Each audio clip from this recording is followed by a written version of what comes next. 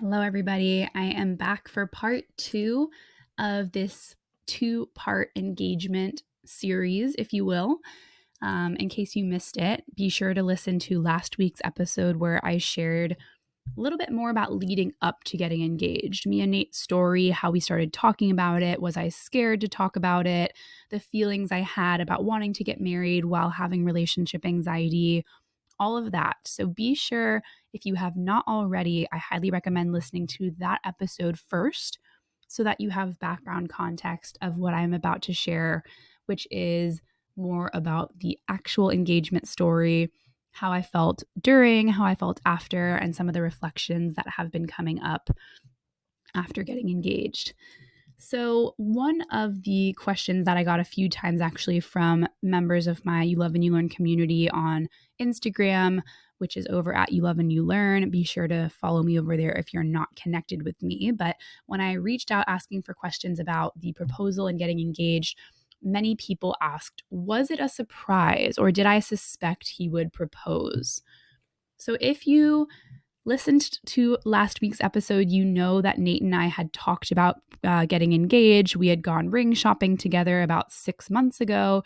So it wasn't a surprise that I would get engaged as a whole. I am not necessarily the type of person that would just want to be completely surprised in the sense of like I had no idea that we were even getting engaged at all.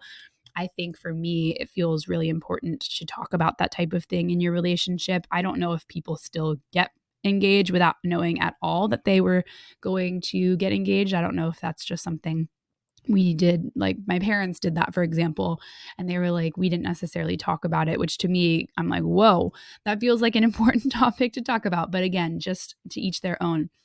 So I did not necessarily get surprised by the engagement as a whole, but I was surprised on the day of. I did not know that Nate was going to be proposing to me during that moment. We went home for a 2-week trip to visit family and friends.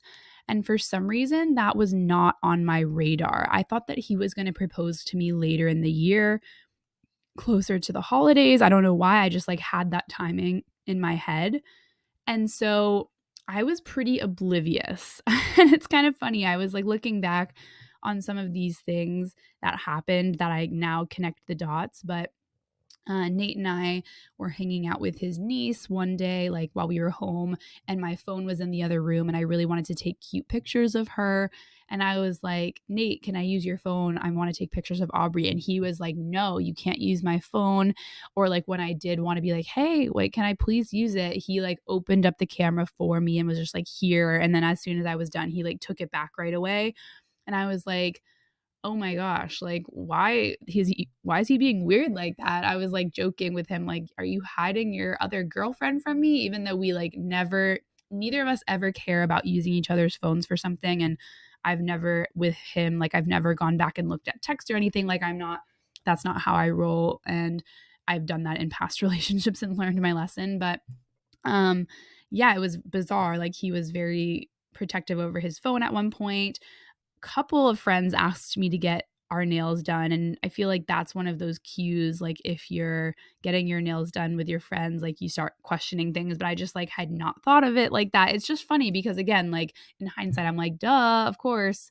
I went over to my best friend's house who actually helped us do a post engagement celebration at her home, and it was so beautiful. But she had these like decorative bouquets that she had created. And I was like, why do you have bouquets in your house? Like, these are so nice. And she was like, oh, I just love practice making flower bouquets. And I mean, she does love that. So I was like, okay, it makes sense.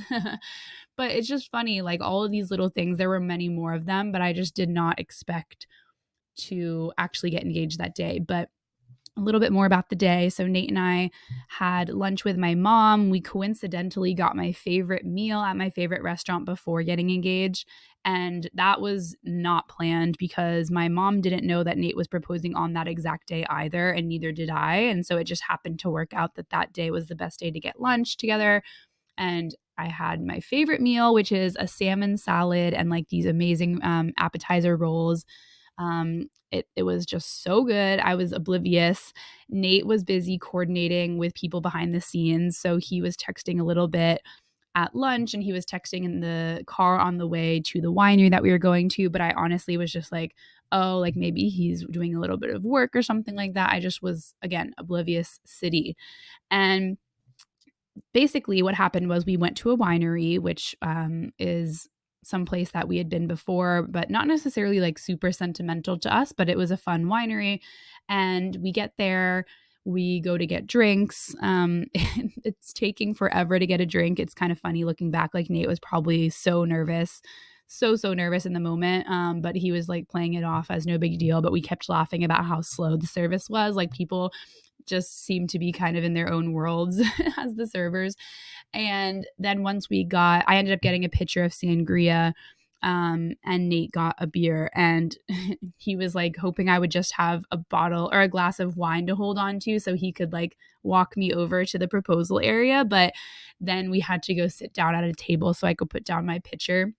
And all the while, his best friend was in disguise 2 picnic tables away, wearing this like big fishing hat and like a mask and facing away from us. So I didn't see him at all. I would have not recognized him because he was like in a disguise.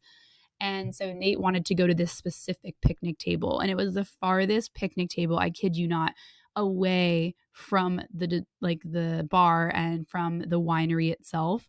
And I was like, why are we walking so far away? Like, this table is too far. It's like, I laughed because I was being kind of whiny in the moment. I was like, this is too far.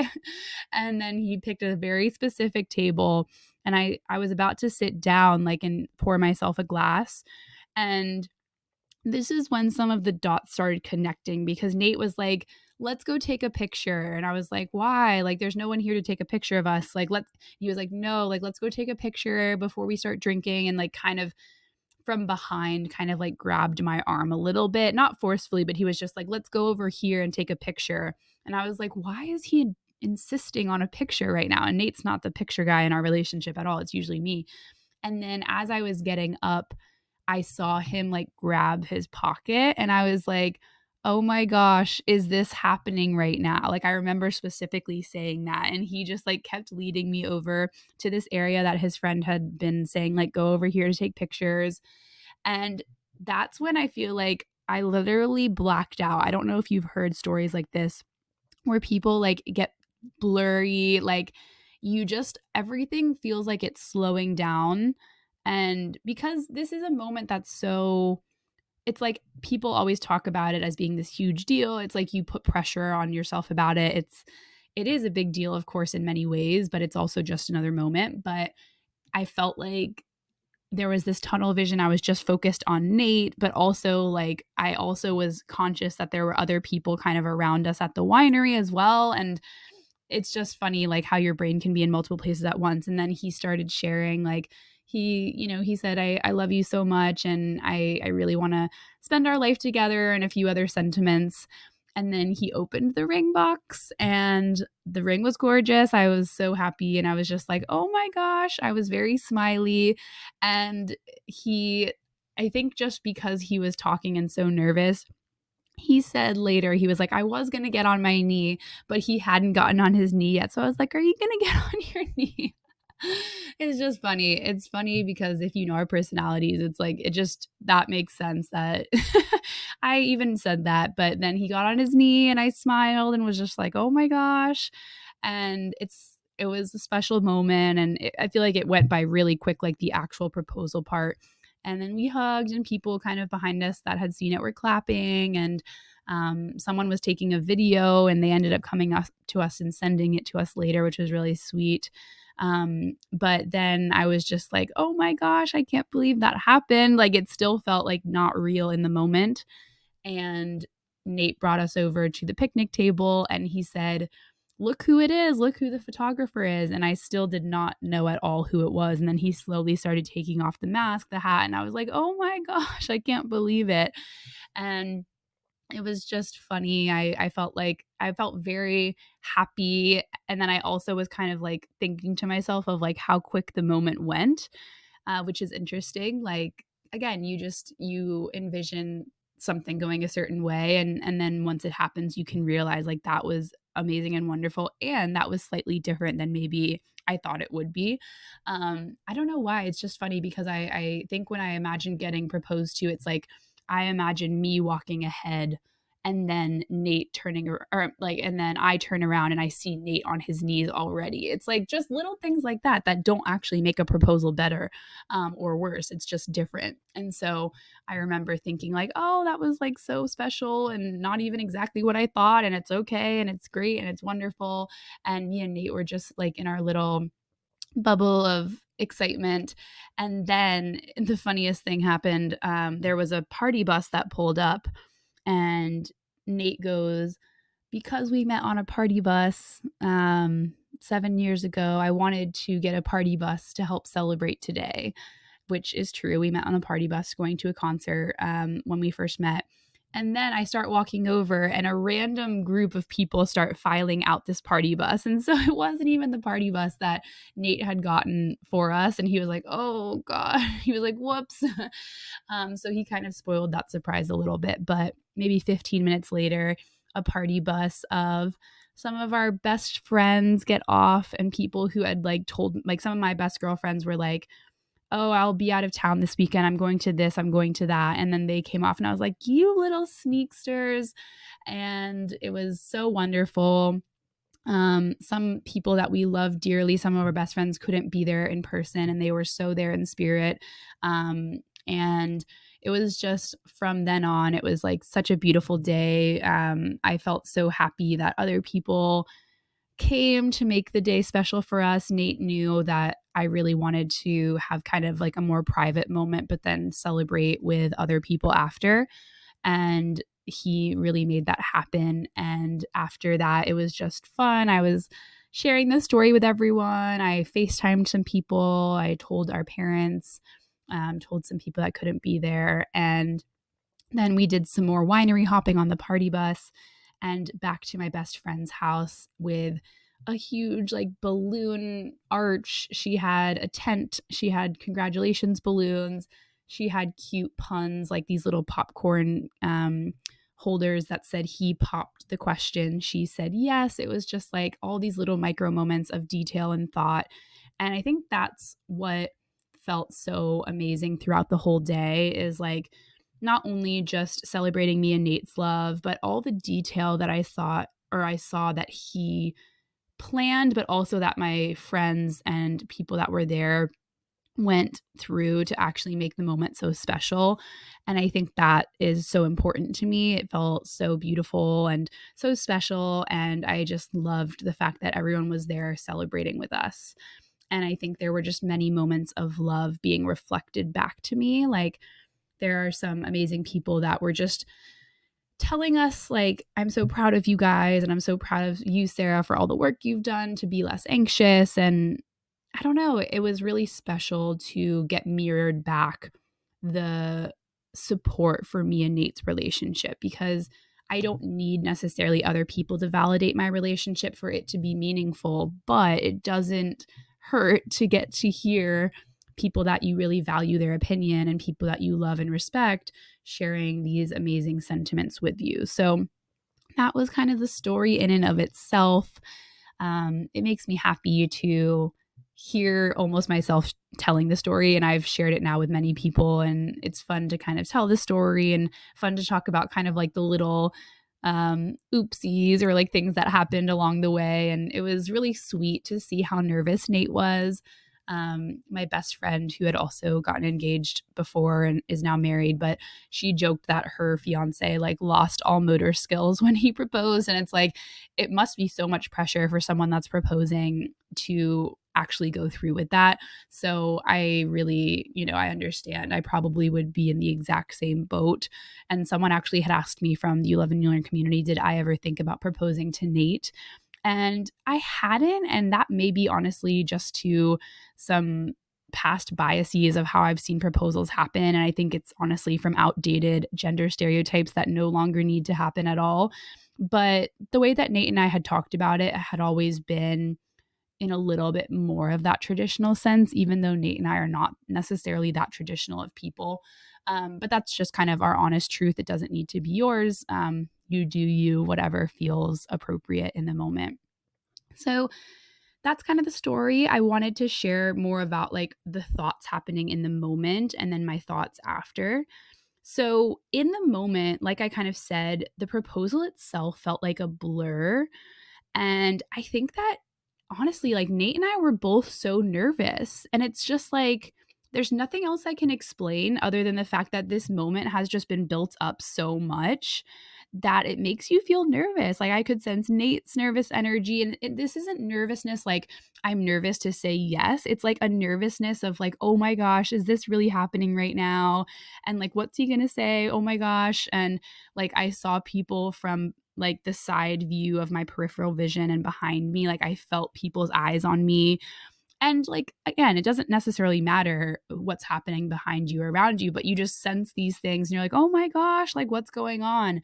And so my thoughts in the moment were just like, wow, this is really happening right now. And then I was trying to be as present as possible and like hear what Nate was saying and just share like loving sentiments back to him and to really say yes and appreciate the moment. And when I look back at pictures of me, I was so smiley. And that's kind of like how I am. I think I'm more smiley. People ask, like, did you cry or whatever? And I'm not a big crier for myself. Like, I've gotten some really meaningful cards, really meaningful gifts before. There's been really meaningful events happening to me. And I'm not necessarily a big crier. I don't know why. I don't need to necessarily intellectualize or like try to understand why, but I'm definitely the type of person where if I go to a really beautiful wedding or watch a really beautiful movie, I may cry. And so I don't know if it's just my own stuff that there's a block for some reason, whatever it is, but I was beaming with happiness and was just so appreciative of the moment, but did not shed tears. I think there was again a split part of me that was like, whoa, is this really happening? But also I had a confident yes. I was not like in the moment doubting anything. There wasn't relationship anxiety thoughts popping up. It was more of just making sure that this is actually what was happening because I was so caught off guard and that it wasn't something I had been expecting that day. And like I also just kind of shared, once our friends and Nate's friends arrived, it was really just so celebratory and feeling so much gratitude. Like, wow, we have such amazing people in our life. There were people that came from out of town. And I just felt so appreciated and loved and special. And to me, that is so meaningful. Of course, the exact moment of the proposal with Nate was so meaningful to me too. But I think the larger day of the celebrations and knowing how much thought and effort went into it was really what felt so special to me. I got a question I guess a couple questions from my community of like initial feelings when he popped the question, or was I disappointed with any of my own feelings in the moment? So it's funny, I feel even silly saying this, but after the proposal happened, there was this like initial thought that popped up, which was like, oh man, like I wish some other people were here. And I felt a little guilty about that. But then other people did show up and I was like, oh my gosh, I'm so impatient. Like, and even if other people hadn't shown up, like, it still would have been such a beautiful day and whatever would have happened would have been great, I'm sure. And so I think it's just funny how like our brain can kind of always look at that little element of like, oh, well, this thing could have made it even more perfect. Even in such a wonderful moment. And so I just want to normalize that if anyone else has ever had thoughts like that or worries they might. But there was, I don't think I was disappointed with any of my own feelings other than just like being impatient that other people weren't there yet to celebrate with us. I felt really proud of the moment itself. I felt really proud of all the work that I had done to get there. And I didn't necessarily spend a lot of time recently worrying about the proposal, but when I was in the thick of my relationship anxiety, like back in the day, like years and years ago, I used to always worry like, well, what if I am anxious when I get proposed to? What if I'm anxious when I walk down the aisle? Like that used to be a big fear of mine. And so if you've had that fear, please know you're not alone. So many of my clients have had that fear. It's something that I used to think about a lot. And through navigating relationship anxiety more confidently, through understanding why it was happening, through making peace with it, I was able to slowly but surely not focus on those fears as much and become more excited and more confident about the upcoming proposal. But I have to be honest, I wasn't really thinking about it that much. I wasn't like, oh my God, when is he going to do it? Or like, I'm daydreaming about it or I'm anxious about it. It was just like, I know it's going to happen, but I kind of put it in my back pocket and tried not to have it be top of mind. Okay, another community question that I already answered, but I'll just reiterate it was, did relationship anxiety creep in before the moment if I was expecting it?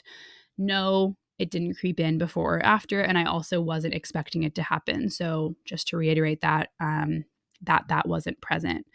But I think that, like I've said, engagement has moments of being what you expected it to be, but everyone also first has their own definition of what they think engagement will be like or what experience they're envisioning.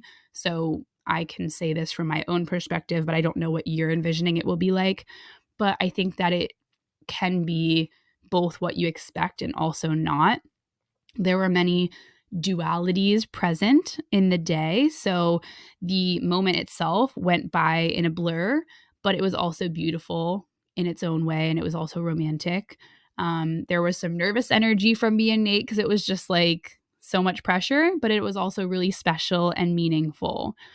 It was a very important moment, but it's also another moment in my life that has now passed and has come and gone, right? So I don't need to like constantly be looking back and harping on that. It's a moment that was beautiful and magical, but now I've moved forward and I've had other moments since.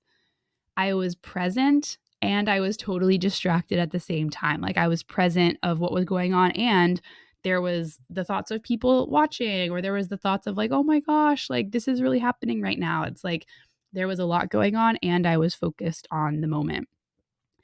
I felt so happy and loved and grateful for everyone who was there. And there was a part of me that was really missing a handful of my best friends, my best girlfriends that couldn't be there that weekend. And what's interesting is that Nate and I actually talked about this on the day of getting engaged after I realized that some people couldn't make it. I was acknowledging to him, I was like, everything is amazing right now. And there's a part of my heart that like wishes my best girlfriends could be here too. Some of them, not, there were some of my best girlfriends there, and then some of them couldn't make it. And I think that this is a perfect example of how you can have a mixture of feelings at once about the same thing. You can be so happy with everyone that's there supporting you and grateful and feeling so incredible with all the amazing people in your life. And there can feel like a small part of you is missing, or they're in spirit, but you wish they were there in person too. So I think that I want to normalize that mixture of feelings that can come up about the same topic. So those were kind of some of the dualities I noticed on the day of. And then what I realized was that I felt like I was like, me and Nate were kind of in this love bubble, if you will, for like the next 48 to 72 hours after. And someone actually had messaged me, a friend said, stay in your love bubble as long as possible. You look so happy, when I shared some of the pictures. And that felt really lovely. I thought that was just like a really nice sentiment, the love bubble. And I think that, again, I've had many moments of being in a love bubble with Nate. And then I've had many moments where I was like so far out of the love bubble and I was so anxious and so disconnected. My heart was fully closed. So I feel like I understand that love bubbles are not permanent. Like a bubble has its time and then eventually it gets popped, not always by you, but just by external circumstances or whatever. And I think I don't want to say like we're fully out of our love bubble, but we ended up about, let's say, like 48 hours later after our engagement, we flew back to Sweden. And so whenever I fly to and from Sweden, I always have a few days of jet lag and like feeling disoriented and feeling like I'm getting back into my routine. And so there's definitely been some love bubble moments throughout the last week, and just it's been fun celebrating and looking down at the ring and being like, wow, I'm so proud of us and all of that. But there's also just been moments of mundaneness and normalcy now. I'm recording this over a week later. So there's definitely been just like normal moments as well. And that's perfectly okay. Getting engaged was an extension of me and Nate's life. It's not like this whole new chapter that I have to be perfect in all the time. It is a new chapter, but the new chapter doesn't have to be so different. It doesn't have to be this whole big change just because you're engaged now. It's just an extension of your love.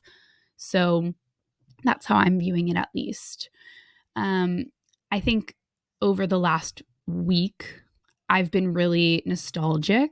I've been doing a lot of reflections around the actual engagement and what it took to get here.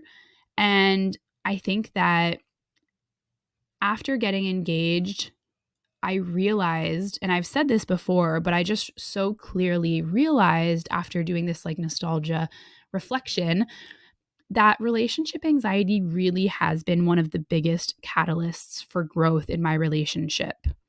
It really, really has. And it's something that brought a lot of pain and confusion. And, relationship anxiety isn't necessarily fun. It's not necessarily something that I would want people to go through.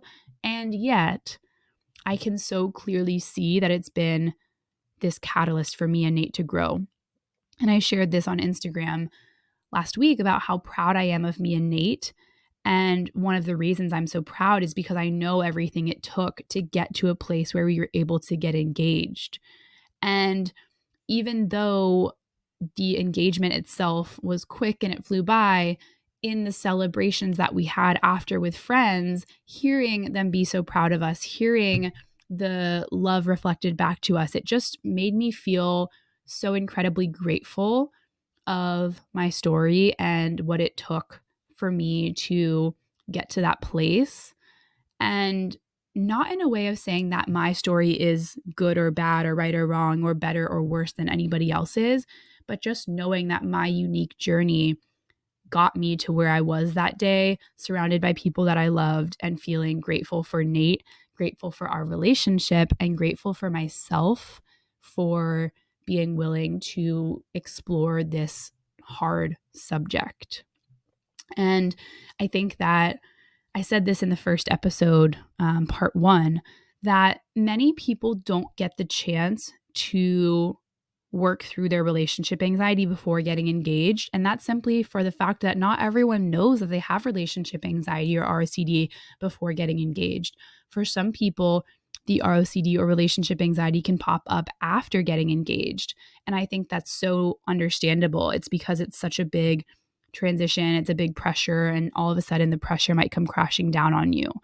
But I think that what it took for me to get to a place where I worked through my relationship anxiety, or at least like the biggest chunk of it before getting engaged, was being super uncomfortable during many anxious moments, having hard conversations, both like in my relationship, but also with myself, of like what I was really expecting and what I was, trying to get from a relationship.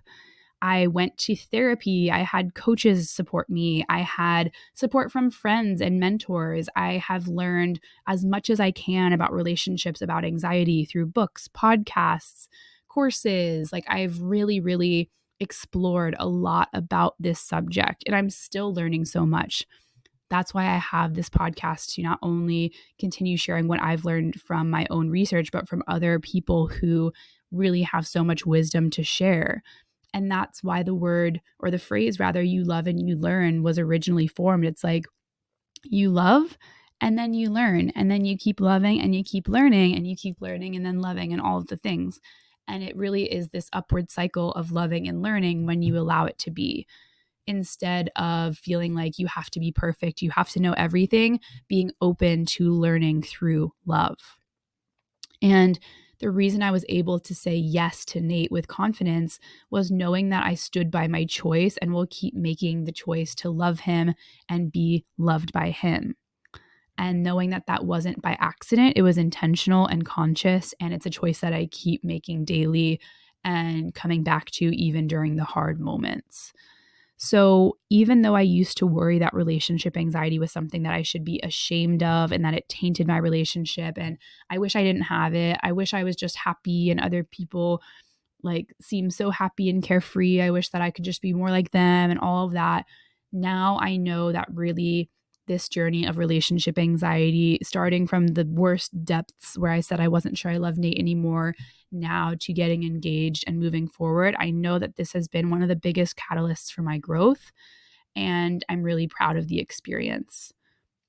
So, if you're listening to this right now and you're feeling in the depths of relationship anxiety and you wish it would go away and you're just so resentful of the experience, I hope that this can at least shift your perspective slightly to helping you realize that really there is an opportunity for self-exploration here, for exploring your beliefs on love and relationships, for understanding how to show up in your life with intentionality and consciousness, and really just take a look at like how you think and feel and believe about certain things, and if that's helpful for you or if there's room for growth.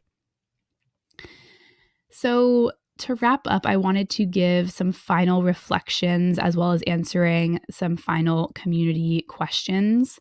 Actually, I think I've answered all of the questions, except for one was, did I do any prep specifically for potential relationship anxiety thoughts when getting engaged? And the answer was yes and no, because all of the work I did for the last 3.5, 4 years in some ways did prepare me for getting engaged. But it wasn't like I was doing specific journal prompts or specific affirmations or specific body-based practices to prep for the actual moment of getting engaged, if that makes sense. It was just kind of collectively all of the work that I've done over the last 4 years has led me to be more confident. But it wasn't, like I already said, it wasn't specific to the actual moment itself with specific practices.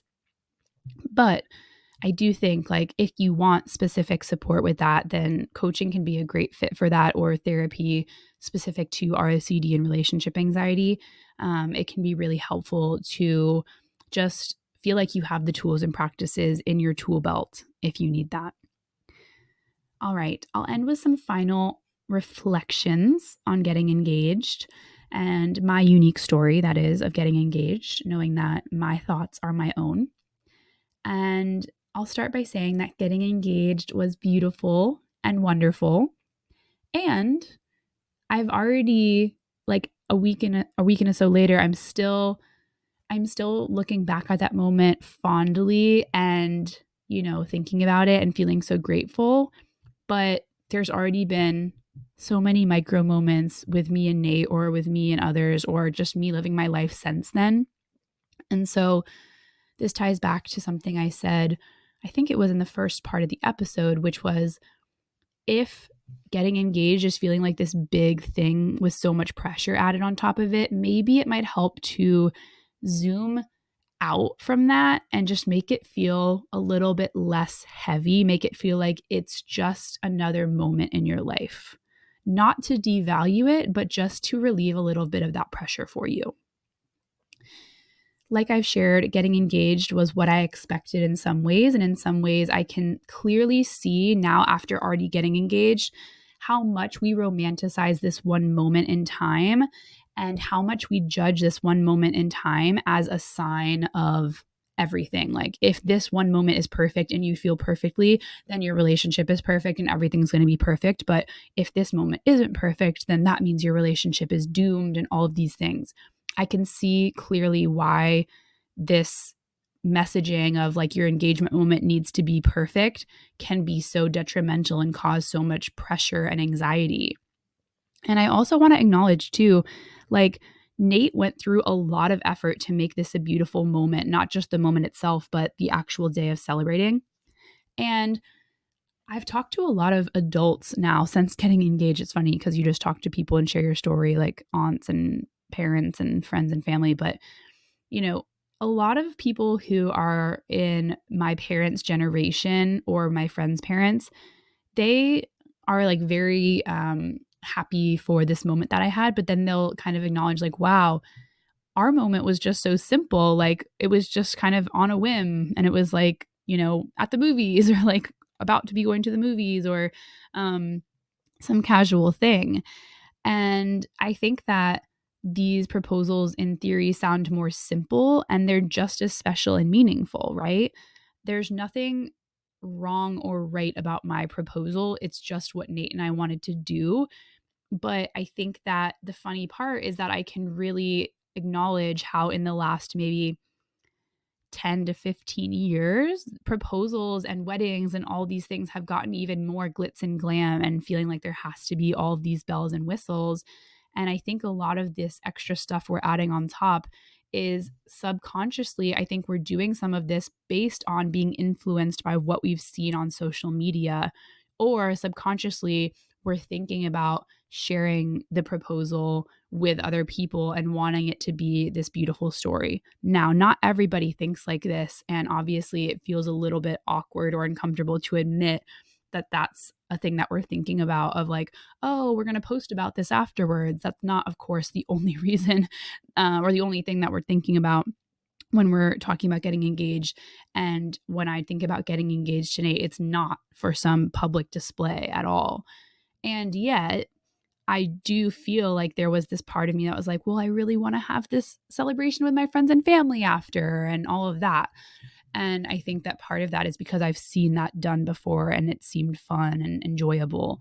So just knowing again that like there's a lot of, I think, pressure around this moment, and it can be very, very romanticized. And romanticizing moments in our life is a beautiful thing. And getting engaged is like a great opportunity to do that if you want, but also acknowledging that some of this does come from external pressure, I think is really important.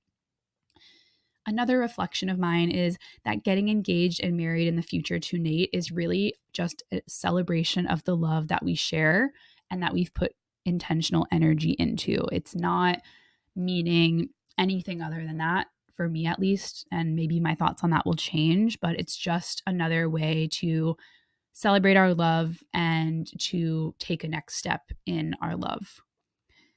I've said this a bajillion times now, but I will really drive the point home that there is no right or wrong way to get engaged or to be in a relationship or to get married or not get married. I think what matters more is the expectations and the judgments that you place on yourself for these moments. And what is the story you're telling yourself about what these moments need to mean, or what they should have meant, or what they could mean? And is that making you feel good, or is it making you feel anxious? And your story really is yours. There are many of you who have followed along with my story and might feel inspired or proud of me getting engaged, but I'd be willing to bet there are some people who have seen my story and they're like, why is this girl in a relationship where she's felt anxiety? Like, I think there's always going to be different perspectives. There's always going to be people that think something is exciting or who judge it as not so great. And it really just shows that there is no universal perspective and you get to write your own story. So that's what I'll leave you with. I hope that you enjoyed hearing a little bit more behind the scenes. It was fun to share more of this with you as a community. And I just cannot thank the You Love and You Learn community enough. You all had such an outpouring of love and support for me when I shared the news of getting engaged. It was really beautiful and special. I'm so grateful for each and every one of you who's listening to this.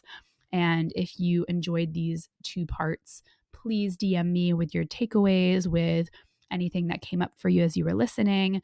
I'd love to hear your thoughts. And be sure, if this episode has resonated with you, to share it with somebody you know, or if you do not feel comfortable sharing it with others in your life, I'd really appreciate if you took a moment to rate and review the podcast. It would mean so much to me, and you can only leave reviews through Apple Podcasts, unfortunately, but through Spotify, you can leave a rating, and ratings and reviews just mean so much. They help me get the word out. I can't thank you enough for taking the extra moment in your day to do so. All right. Thank you. And I will see you in the next episode.